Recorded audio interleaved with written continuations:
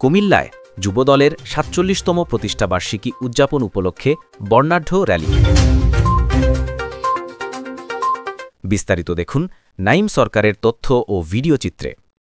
বাংলাদেশ জাতীয়তাবাদী যুবদলের ৪৭তম প্রতিষ্ঠাবার্ষিকী উদযাপন উপলক্ষে কুমিল্লা উত্তর জেলা যুবদলের আয়োজনে বর্ণাঢ্য র্যালির মাধ্যমে নেতাকর্মীরা দিবসটি পালন করেন।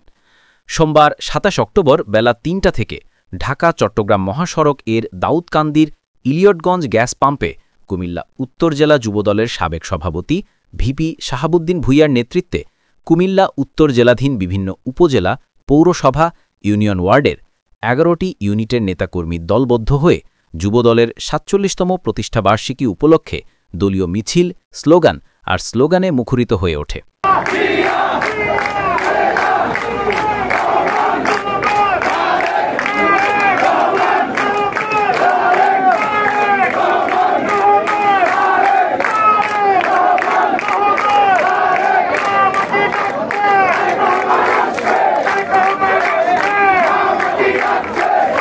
সংক্ষিপ্ত আলোচনায় কুমিল্লা উত্তর জেলা যুবদলের সাবেক সভাপতি ভিপি শাহাবুদ্দিন ভূঁইয়া বলেন, গৌরব, ঐতিহ্য, সংগ্রাম, সাফল্যে জনগণের অধিকার প্রতিষ্ঠার আন্দোলনে অগ্রণী ভূমিকার সংগঠন বাংলাদেশ জাতীয়তাবাদী যুবদল গণতন্ত্র, স্বাধীনতা ও জনগণের অধিকার প্রতিষ্ঠার আন্দোলনে অগ্রণী ভূমিকা পালন করে আসছে।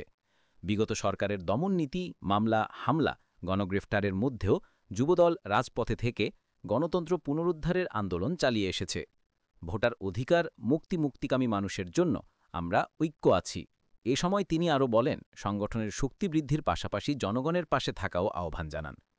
ইলিয়টগঞ্জ সিএনজি পাম্প থেকে যুবদলের র্যালিটি শুরু হয়ে দৌলতপুর এলাকায় গিয়ে শেষ হয়।